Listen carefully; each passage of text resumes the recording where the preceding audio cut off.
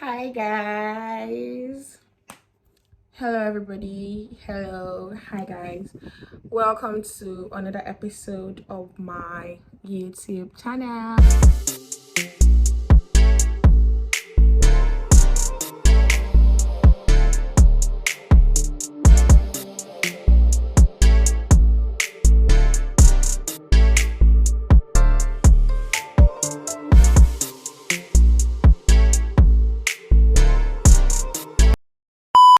Welcome to another episode of my YouTube channel, guys. So, God, my skin. Okay, guys. Welcome to another episode. I've said it like how many times now, but welcome. If you are just joining, please subscribe, like, share, and turn on your post notification. And if this is not your first time of joining, you've been here, you are my fan, then do the necessary. Yeah, guys. So on today's episode, if you are a fan of Nigerian books, like if you're a fan of novels, you are going to love this. Like, you are going to love this totally. And if you're a fan of Nigerian books the most, you are also going to love this, because today we are going to be rating Nigerian books. Oh my god, I'm so excited.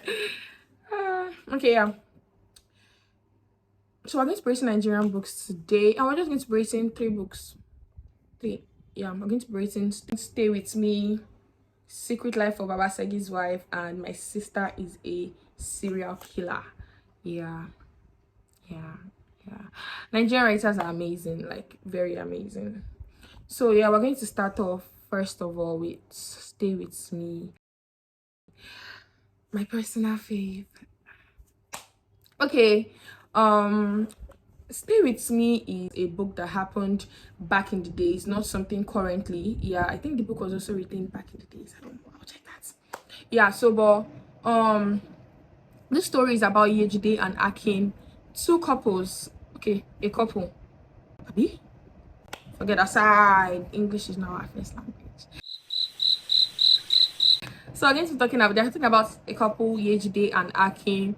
These two people are trying for a child. They've been married and they've not been able to like give birth. And she has this wicked mother-in-law that, you know, is like, you must have a child. You must have a child. I don't say have a child. Stuff like that.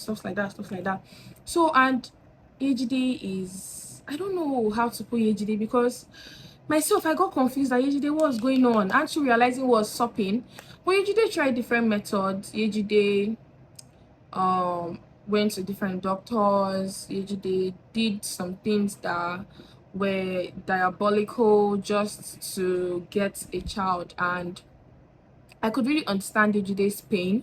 Ejide had a salon, yeah, she had a salon, she was an hairdresser. I could really understand Ejide's pain though, because she didn't have a child and she was having pressure from her mother-in-law, and so she went through different lengths trying to get a child. But there was one thing that was really confusing to me, because in all this that she was doing, Akin was never in it. Like,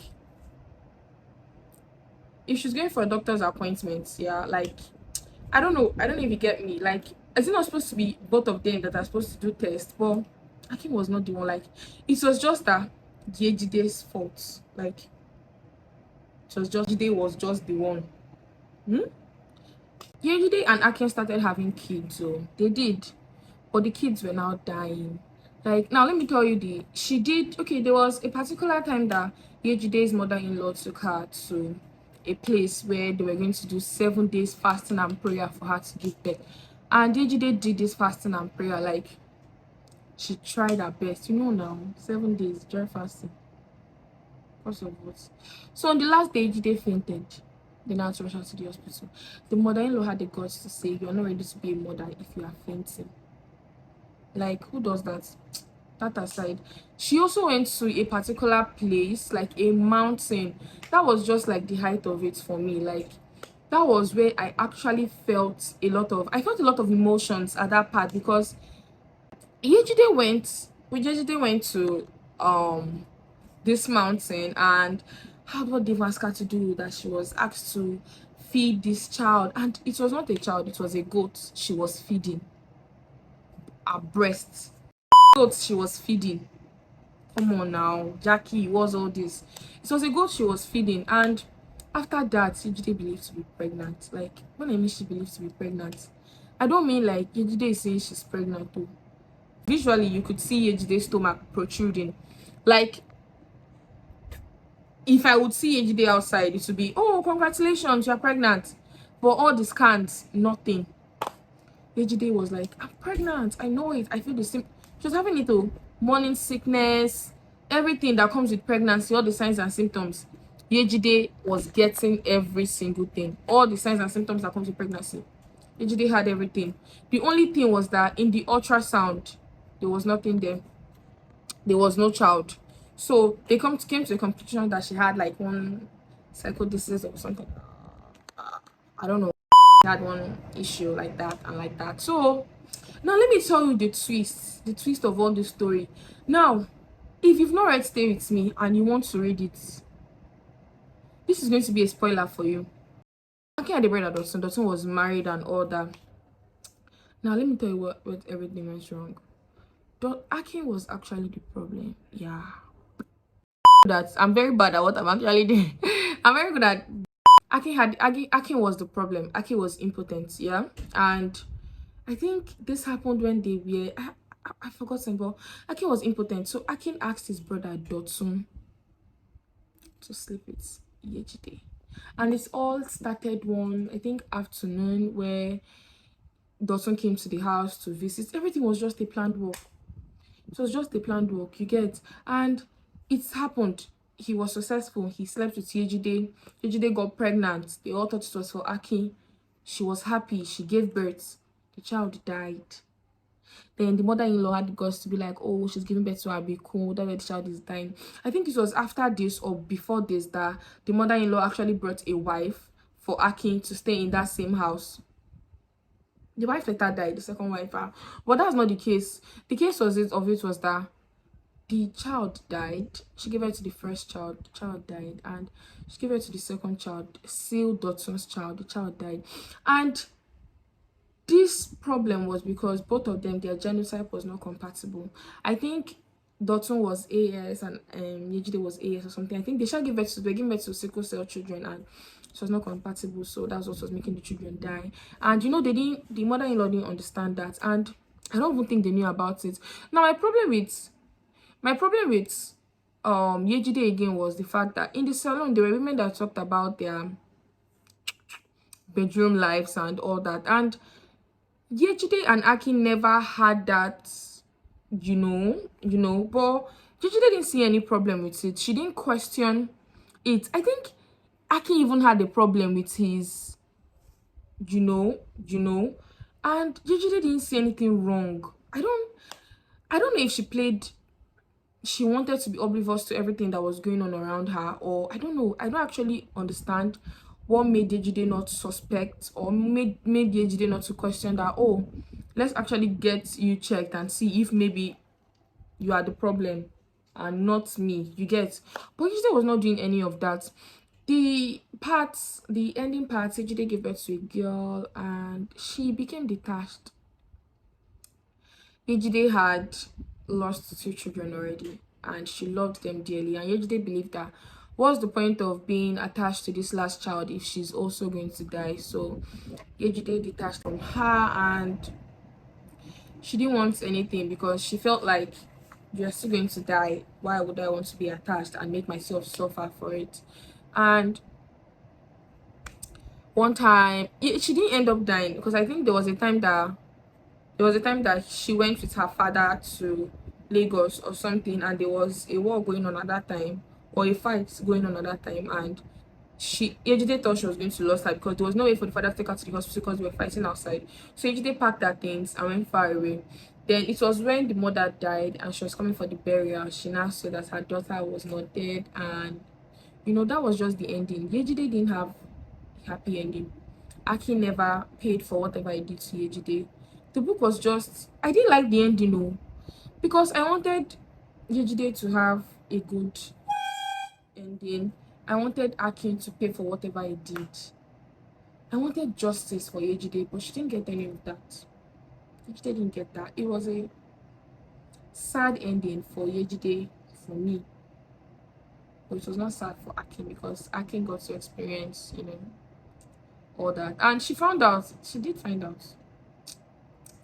I messed up in telling you guys about it, but all I'm trying to say is that the book was a solid 8 over 10, 9.5, 9, 8 over 10.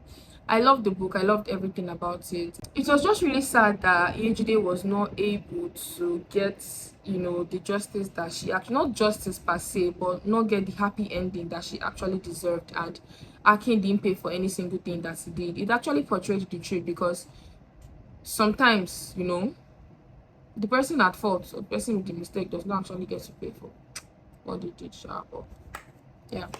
So the next book we're going to be talking about is Babasegi, The Secret Life of Babasegi and His Wives. So guys, I don't think I really did justice to Stay With Me, but that's a very lovely book. I'm very bad at narrating stories, but you can go and check it out if you've not read it. I have the link. I have the book if you want it actually. Okay, the next one I'm going to be reviewing is The Secret Lives of Babasegi's Wife. Is one interesting novel that I also loved very well. It's also portrayed like Nigerian's culture and all that. Like these books, they just portray Nigerian culture and all that. So yeah, The Secret Life of Babasegi's Wife was about a man called Babasegi.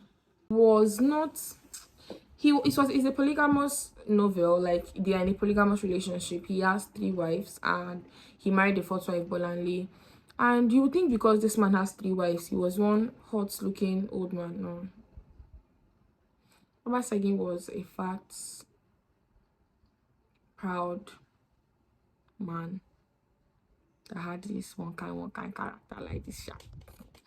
Well, he had 3 wives, and these 3 wives had unique characters of their own. Iyasegi was the first wife, and she had 2 children.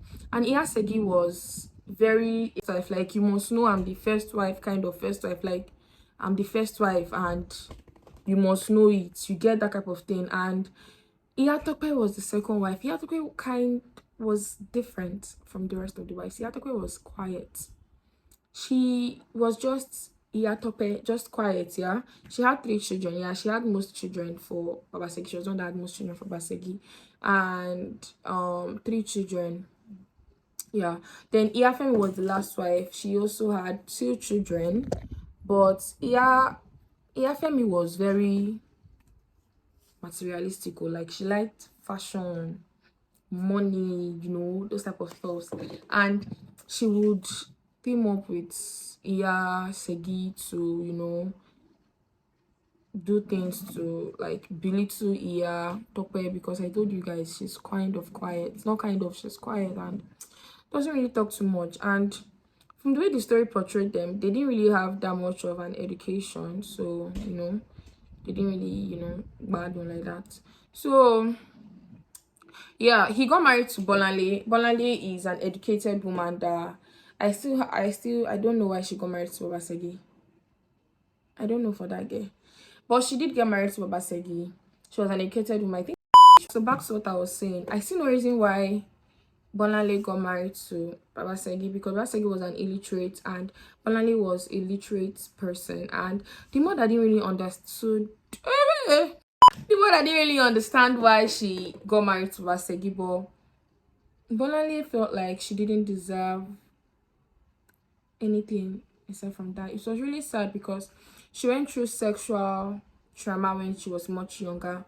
God, I've forgotten by who, but she did go through that, and she felt like even with all the education and everything that she could do for herself, she didn't deserve any other type of thing except from, Babasegi. Ha. But one thing is unique about this story is that all of them, they all had their secrets. No, Bolali, but the 3 other wives all had a very spectacular secret that they had within them, and they didn't like, of course they won't like Bolali. Iyatope was nonchalant, but you see Iyasegi and Iyafemi, those 2, they made sure they made life, like they wanted to make life a living hell for Bolali, you get now, because I mean We already three. Even these three self, they try, you not came and you are young, pretty, educated, Baba Segi is going to be attracted to you, like would want you more than he would want us. So they wanted everything away, like, who are you? Why? Who is this? You get that type of stuff. So immediately they got married. Baba Segi wanted to get her pregnant by all means because Baba Segi believed that it was now, that stuff. So he wanted to get her pregnant, but it was not working out. Olale was not getting pregnant. And you see, both of the books talk about being fruiter. Being fruto. That's the thing. So, a teacher friend of Baba Segi said they should visit the hospital, and they would say it's the woman's fault. Obviously, they won't want to agree that it's their fault, duh. But that aside, so the secrets of the women were that, okay, so let me tell you why Iyatokwe was not. Iyatokwe had a partner outside that she was actually in love with. Yeah, she loved this person, and that was why she was really nonchalant, because none of those things mattered to her that was going on in the house. Like, all this thing one they do no concern me. I'm not interested in your Baba Segi. You can keep your Baba Segi for all that was her own. Take him. I don't even want him because she already had someone that she loved outside. And the funniest thing about it was that all three wives had an affair outside, because they found out that Baba Segi was not, capable of giving birth to kids. And Segi seated out. Segi seated outside. Iyatokwe did, and Iyafemi, all of them all had relationships outside, and all of the children they had, none of them was for Baba Segi. Now, Segi made a mistake, that cost her the life of her daughter. Yeah, she killed her first daughter because of jealousy and envy towards Bolanle. She wanted to poison Bolanle, and the daughter was the one that later ate the food, because the daughter got closer to Bolanle at a particular point, even though they had a rough relationship at the beginning. And she died, and I think plus that, then because of Bolanle's frequent visits to the hospital, and they also concluded to do tests for Baba Segi. It was very difficult at first, but they were able to get him to accept. With all the frequent hospital visits, they found out that Baba Segi was not able to give birth. He was impotent, and none of the children actually belonged to Baba Segi. Bolanle had a self-discovery for herself. She was able to find ways to be able to heal from her past trauma and all that. And the other wife stayed back. Baba Segi accepted the truth. Does he have a choice? He doesn't. He wasn't really happy about that. Nobody would be happy, but I think they all just stayed together for the sake of that. I was really hurt that Iyasegi lost her first child, even though it was the mother's fault. She was really a lovely child, and I was really glad that Bolanle was able to find herself, even though she caused chaos in the house. she dagbaru the whole house, because everything was just she came and she didn't dagbaru it, but she exposed the truth, and they didn't want that. I see why they didn't like her now, but yeah, so this story just talks about women often, not women, let's not use women, let's not generalize it to only women, let's generalize it to human beings. They feel like because of they've gone through some past traumas or some things in the past, they do not amount to some things greater.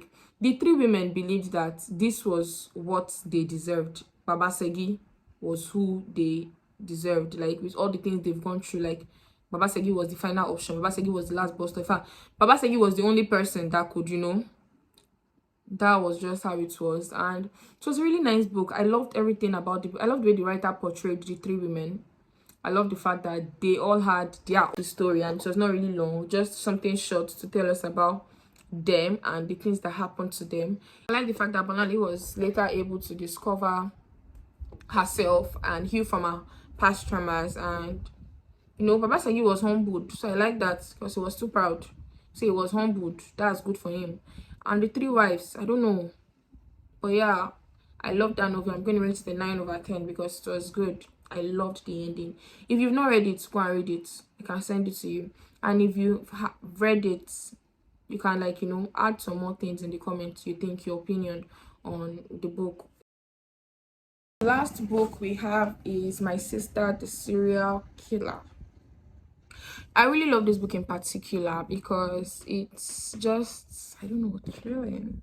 But I hated Ayola. Okay, the story is about two sisters, Korede and Ayola. Korede is a nurse, a clean freak, and amazing entirely. Why Ayola?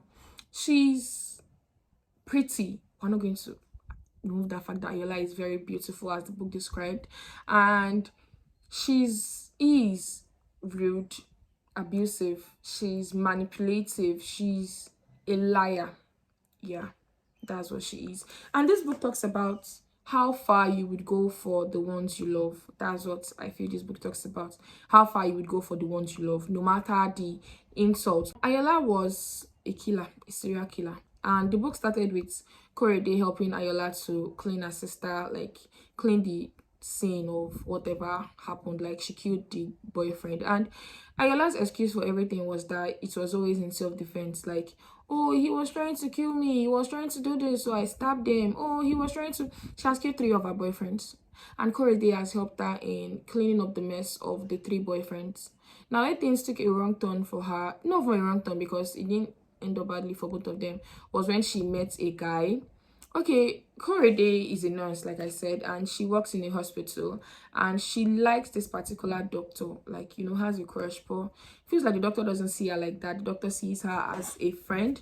The doctor ended up liking her sister Ayola instead of her, and that really hurts Korede because Korede has always been a little bit jealous of Ayola because she felt like Ayola got things more easily than her because of her beauty. Ayola got favors, you get that type of stuff, but Korede still helped Ayola.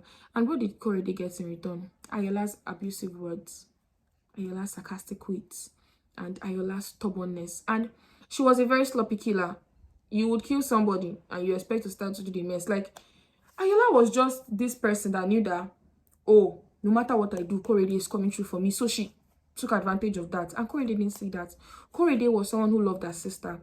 She didn't want her sister to get in trouble. And they came from a very not good family. Like, the father was abusive. She got the knife from the father, though. The knife that Ayola uses is from the father. So this story just talks about basically Korede and Ayola and how they were able to man over all the killings they did. They were good liars, very good liars. Oh, cover up for each other. Like, okay, Korede did cover up for Ayola very well. She was able to lie through, even when she almost killed the doctor, because Ayola, in self-defense, he wanted to attack her, and he was able to like escape and call the police and everything. It didn't work out for him because they were still able to lie their way out of it. Ayola was still able to lie, and Ayola saw nothing wrong in what she was doing. This novel is actually very short. Ayola saw nothing wrong in what she was doing. She believed that the men got what they deserved. They were dogs. That's what she believed, and which was very wrong. I do not believe that, please.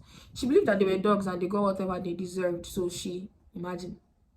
The 2 books were about men that didn't believe that were impotent. Now the other one is now about you know, I didn't even think about it before I just picked the story random books to just review. Anyhow, she believed that they were dogs and they deserved whatever she was giving them, which was killing them. That's what she believed.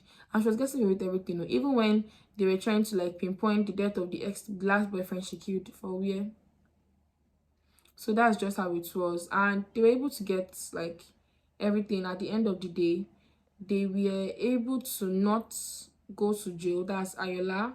Korede was able to help Ayola lie her way through all the killings. And Ayola, was she still grateful? No. Korede, was she still the loving sister? Yes. The things and the lengths you go for people that you love. That's what this book just talks about. I would go the extra mile. Blood is thicker than water. Yeah, I would go the extra miles for you. I would do things for you, I would burn for you. Yeah, so basically that's what the book is about. It's a very nice book. I'll give it a 8/10. Yeah, so yeah, basically these 3 books I just talked about, I'm not even sure I narrated them very well for you, but I just tried to give you a little insight of what the book was about, because I don't for people that have not read it before. I'm not trying to spoil it for you, even though I've actually spoiled most half of it, but I'm just trying to give you a little insight of what you're going to see and expect when you're reading the book. It's actually very interesting.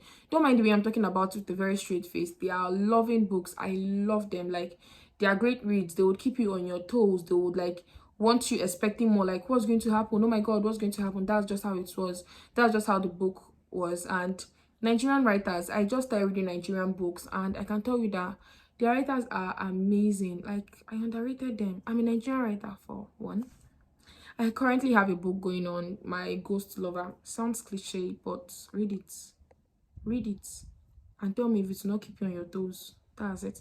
I like the fact that these books keeps us on our toes, and I'm going to be reviewing more books.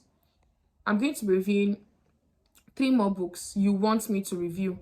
Now, my subscribers, you guys are really quiet though. You put them to tell me what you want on comment section, but I forgive you.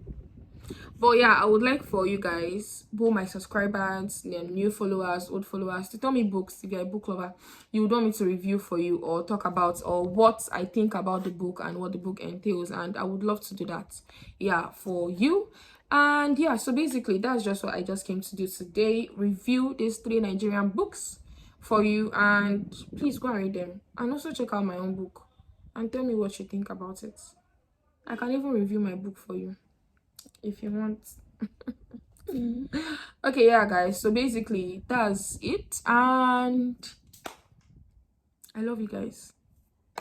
I appreciate you guys for the likes, for the subscribes, for the comments, and for the whatever you are all doing, for the shares. I really love that. And again, bye bye for my YouTube channel.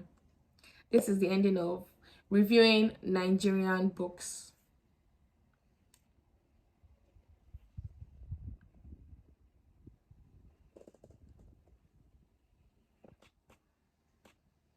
Hey guys, love you. Don't forget to subscribe, like, comment, turn on your post notification, share, tell me your opinion.